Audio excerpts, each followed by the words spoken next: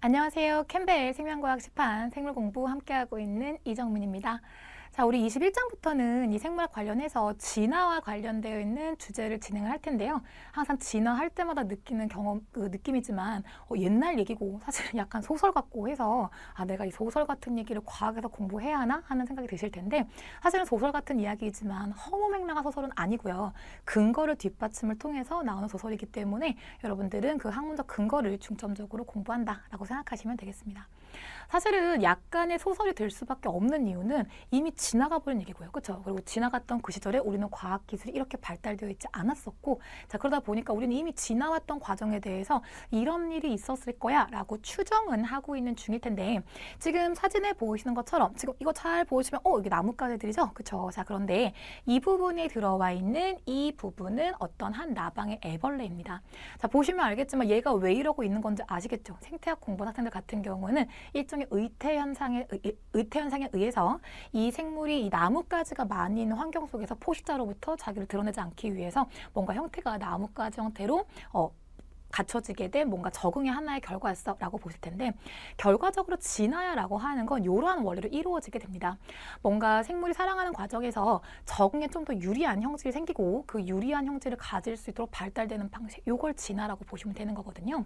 자, 그래서 이 진화라고 하는 게 일단은 큼직한 흐름으로 어떻게 되는지 일단 21장에서 파악을 하시고요. 구체적인 내용부터 22장부터 언급된다라고 보시면 되겠습니다. 자, 진화에 대한 내용을 공부했다라고 한다면 여러분 꼭 기억하셔야 되는 그 이름, 유전학에는 멘델이 있다면 진화에는 지금 다윈이 있다라고 기억하셔야 되는데요. 자, 다윈 같은 경우에 이름은 많이 들어보셨을 텐데, 자, 이 사람이 이제 어떤 식으로 연구를 했었느냐라고 하는 것에 대해서 조금 낯설 수 있을 것 같고요. 자, 진화와 관련해서 꼭 기억하셔야 되는 인물이기 때문에 일단 도입부에 소개를 해주고 있습니다.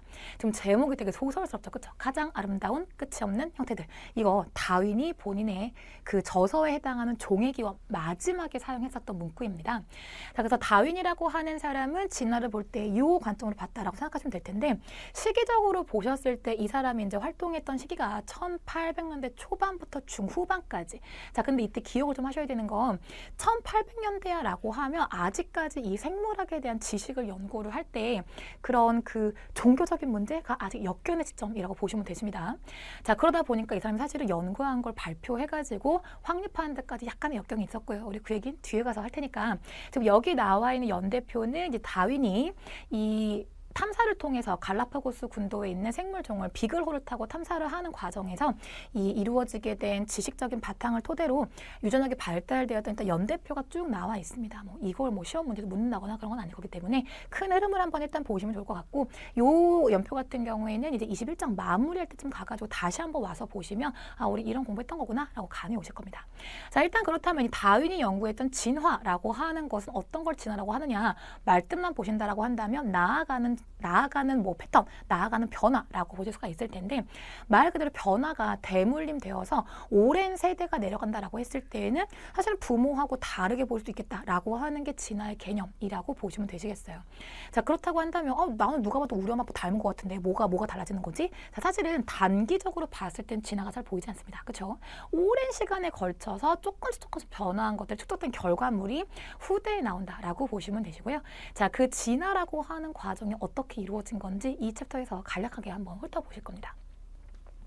자, 다윈이 얘기했던 이 진화에 대한 개념을 혁명이라고 부르는 이유는 그 전에 사실은 진화와 관련해서 이미 정립되어 있던 개념이 있기 때문입니다.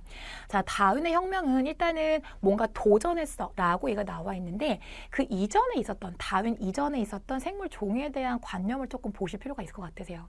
사실은 이 다윈 이전에는 사람들이 생물 종에 대해서 어차피 그때 사람들도 주변을 보면 여러 종류의 생물들이 있는 건 봤을 테니까, 자, 그런 식으로 여러 종류의 생물이 있는 현상에 대해서 결론부터 말씀을 드리죠. 하느님께서 만드신 거야 라고 생각을 하고 있었습니다. 자, 사실 이 과학 공부를 하다 보면 진짜 마음에 안 드는, 정말 이 사람만 없었으면 좋겠다 하는 사람 중에 한 사람이 이 사람인데요. 자, 아리스토텔레스라는 사람이 화학에도 나옵니다.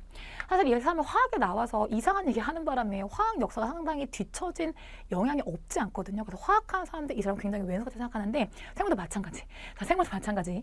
자, 활동했던 시기를 보시면 되게 옛날 사람이에요. 기원전 한 그 500년 이내에 시대에 살았던 그 사람인데 자, 이 사람이 뱉었던 말 하나 때문에 우리 생물학에서도 마찬가지로 문제가 발생합니다. 자, 그 당시에 아리스토텔레스 뭐라고 했었느냐면 자연의 계단이 있어. 사실 이 사람의 이제 정체를 좀 말씀을 드리면 사실은 철학으로 굉장히 유명한 사람입니다. 철학으로 유명했고 유명한 것뿐만이 아니라 사실 이 사람이 얘기하면 거의 진리였어요. 아리스토텔레스가 이렇게 얘기를 했어 라고 얘기하면 아, 그 위대하신 분이 얘기했어. 아, 그럼 그 말이 맞겠지. 뭐 이렇게 생각했던 그런 존재였거든요. 자, 그러다 보니까 아리스토텔레스가 야, 니들 주변에 생물종 되게 많지? 강아지, 고양이 엄청 많지? 야, 그거 자연의 계단이라고 하는 게 있어서 하느님이 자연의 계단이 이렇게 있었을 때 연도별로 뭐 1500년 경에는 뭐 A 생물종 등장해라 뿅 이렇게 만들었고 1600년 경에는 B랑 C가 등장해라 뿅 이런 식으로 하느님께서 창조를 하실 때 이런 식으로 어느 시기에 특정한 종이 뿅뿅 나오도록 설계를 하신 거야 라고 얘기했던 사람이 아리스토텔레스. 정말 말도 안 되는 얘기, 그죠? 과학적으로 봤을 때는, 그죠? 제가 사실 이 부분이 종교를 가진 친구들하고 자꾸 부딪히는 부분들이 있어서 제가 저는 사실 이제 과학을 전공을 하니까 말도 안 돼 막 간혹하게 말을 하지만 사실은 종교적인 입장에 접근하시는 분들한테 조금 제가 말하는 게 무리하게 느껴질 수도 있어요. 근데 저는 지금 학문적으로 보고 있는 거니까 이 관점으로 봤을 때, 과학의 관점으로 봤을 때 지금 우리가 보기에는 말도 안 되는 이야기, 그죠? 자, 그래서 이거는 이제 아리스토텔레스 시절에 창조론이라고 얘기를 하고요. 사실 이게 왜 이 사람이 나쁜 사람이고 막 왼수야라고 말을 하느냐 하면 말씀드렸잖아요. 그러니까 영향력이 있는 사람은 말을 조심해야 합니다, 그죠? 이 위대하신 분이 떡 하고 말하니까 사람들이 더 이상 궁금해하질 않아요. 아, 그 종류 여러 가지인 거 이분이 말씀하셨는데 이게 시기적으로 하느님 딱딱 박아놓은 게 있어가지고 그때 생기는 거래. 그냥 그 말이 맞는 거야. 하고 더 이상 사람들은 궁금해하지 않습니다. 자, 궁금해하지 않는다면 과학은 발전이 없습니다. 모든 과학의 발전은 그거 왜 그렇지? 라고 하는 의문부터 시작하는 건데 답 나와서 나온 답에 대해서 우리는 더 이상 궁금해하지 않잖아요. 자, 그러다 보니까 역사가 얼마 동안 멈췄나 한번 보세요. 지금 1700년까지 아무런 기록이 없어요. 그죠? 그 2000년 동안 사람들은 종에 대해서 궁금해하지 않았다라는 겁니다. 자, 그러다 보니까 사실 이제 진화 관점으로 봤을 때에는 아, 이 말만 안 했었으면 좀 궁금해했으면 좀 머리를 빨리 굴렸었다면 조금 더 발전이 빨리 됐을 거고 그렇다면 지금 우리가 좀 더 많은 걸 알고 있을지도 모르는데 이 사람이 이런 말을 했어. 아, 마음에 안 들어. 이렇게 되는 거죠. 그렇죠? 자, 그런데 사실 이 중간에 린네라고 하는 사람도 이 사람의 영향을 안 받을 수는 없기 때문에 아, 저 말이 맞는 것 같은데 약간의 의구심을 만들었던 사람. 자, 이 사람이 이제 뭘 봤던 거냐면 아, 그런데 하느님이 그렇게 만들었다고 하는데 아, 이상하게 분명히 다른 생물 종류인데 비슷한 성질이 보이는 것 같아. 사람한테는 분명히 날개가 없는데 사람들한테 새를 흉내내봐 라고 하면 자꾸 이렇게 퍼덕거려 뭐 이런 식으로, 그죠? 또는 사람한테 수영을 쳐봐 라고 하면 자꾸 이렇게 팔을 앞으로 휘저. 개구리가 앞다리 이렇게 휘저는 것처럼 자꾸 흉낼 때 이렇게 휘저. 자, 이게 분명히 다른 생물 종인데 뭔가 유사성이 보여. 또는 아, 분명히 같은 생물종인데 뭔가 차이점이 보여. 분명히 같은 새 종류였는데 이 지역 사는 새는 부리가 뭉퉁하게 생겼고 이 지역 사는 새들은 부리가 뾰족해. 아, 이거 분명 같은 종 맞는 것 같은데 같은 종인 것 같은데 다른 점이 있는 애들도 있고 다른 종인 것 같은데 같은 점이 있는 종들도 있구나 라는 거를 의아하게 생각했던 분이 이분이었습니다. 자, 그래서 린네라고 하는 과학자가요. 아, 그렇다고 한다면 아, 이게 생물들을 공부를 하는데 내가 발견한 걸 토대로 해서 생물들을 조금 묶어보는 게 의미가 있겠어 라고 생각을 해서 생물 종들 중에서 다른 종들이지만 이 다른 종들이 약간의 유사성을 가지고 있는 종들을 묶어서 속으로 묶어주고 생물의 이름을 붙일 때 사실 저희 이제 교재 보면 여러 생물종의 이름이 나와요. 뭐 흉내 집박이 뭐 이런 거 무슨 뭐 얼룩무늬 방울레 뭐 이런 거 나온단 말이에요. 그렇죠? 근데 이건 일반적인 사람들이 얘기하는 거고 꼭 그 이름 나올 때 뒤쪽에 괄호 열고 뭐라고 말고 나오죠. 그렇죠? 되게 길죠. 근데 이름 두 개로 돼 있죠. 그리고 읽기 되게 힘들죠. 왜냐면 라틴어기 때문에. 자, 그 여러분들 그 뒤에 나오는 영어 이름이요. 그 이름을 우리 생물학에서 얘기할 때 학명이라고 얘기를 하는데요. 말 그대로 과학자들만 사용하는 명칭이라고 얘기를 하는 과학에서 쓰는 명칭으로 보시면 되십니다. 제가 읽으라고 강요하지 않겠습니다. 저도 잘 못 읽고요. 처음 딱 보는 거 보면 순간 당황스럽습니다. 왜냐하면 이 모음 자음 체계가 일반 영어가 아니라 라틴어식이야. 이게 유럽이기 때문에요. 라틴 방식으로 발달되어 있다 보니까 우리가 알고 있는 방식으로 읽으면 자꾸 틀려요. 그래서 잘 읽기도 힘들고 그래서 저는 종명 같은 경우는 조금 익숙한 것들 많이 있지만 성명은 저도 낯선 것들이 많이 있습니다. 따라서 읽으려고 애쓸 필요 없고요. 그죠? 여러분들은 그 앞에 있는 한글 이름 읽어보시면 되고 대신에 그 영어 이름의 구성이 이 종들 중에서 유사성을 가지고 있는 종들을 묶어준 속의 명칭이다라고 하는 거. 그 다음에 이 종의 명칭을 붙인다라고 하는 이명법의 방법으로 학명을 붙인다라고 하는 걸 처음 만들었던 분이 린네였다라고 생각하시면 되겠습니다.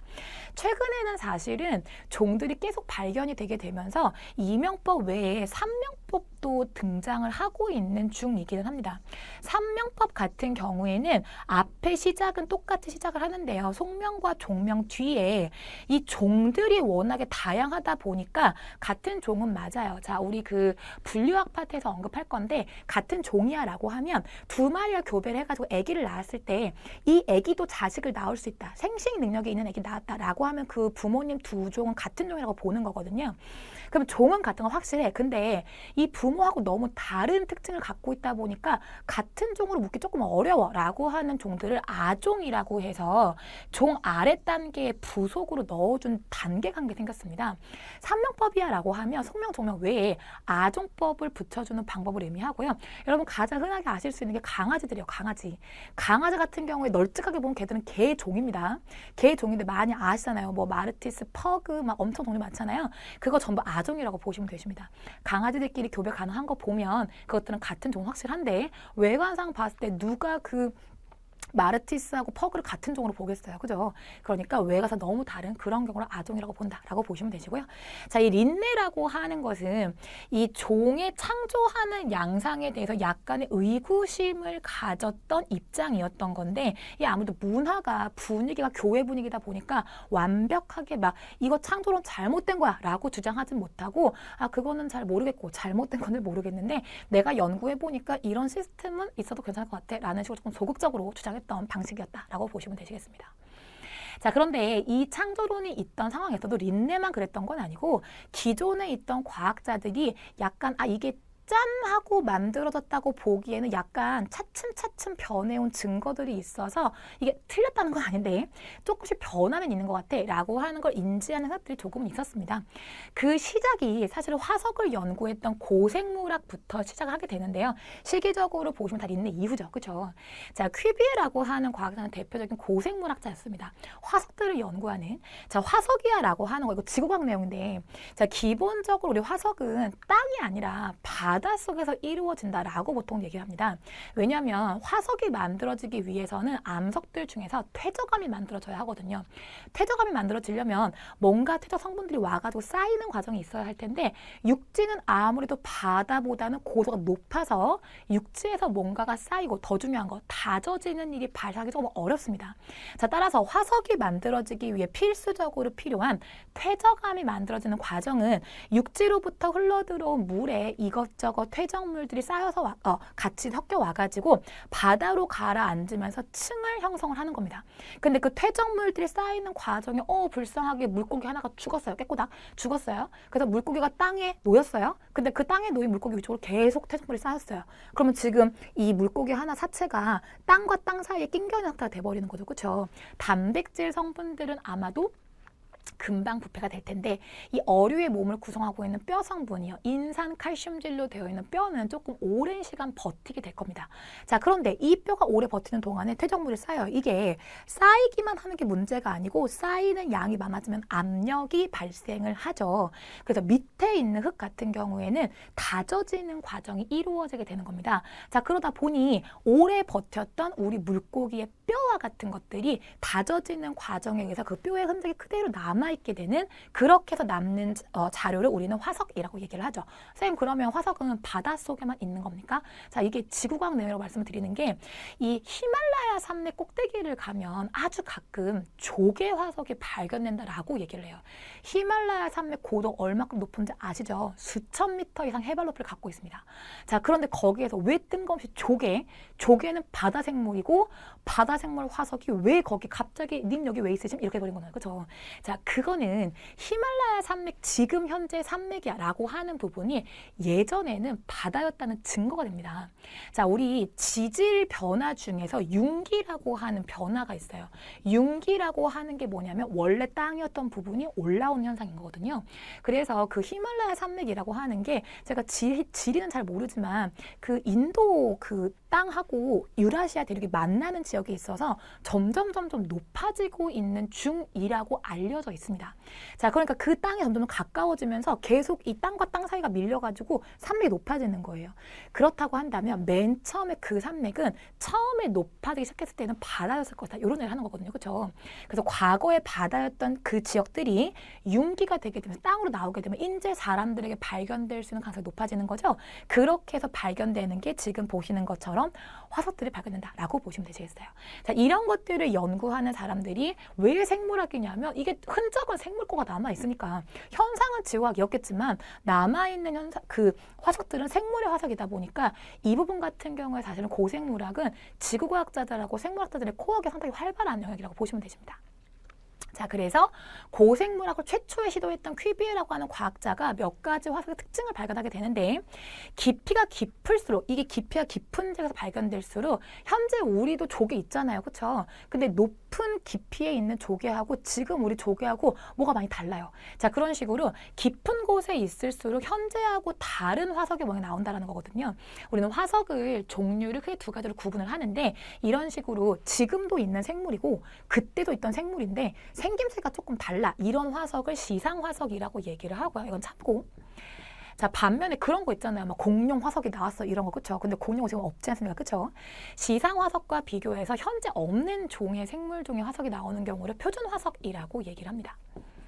그래서 표준 화석과 시상 화석을 분석하는 게 둘 다 진화에 대한 연구의 의미가 있는데 일단 시상 화석에 대한 연구는 지금 애들 있는 거 하고 그때 애들하고 뭐가 좀 많이 다르구나. 그런데 아래쪽으로 가면 갈수록 변화가 심해지는구나 라고 하는 걸 발견을 했고 또는 이 퇴적층이 만들어진다라고 하면 아래층에 있는 게 먼저 만들어진 걸 거고 위쪽으로 온 걸수록 최근에 만들어진 걸 거예요.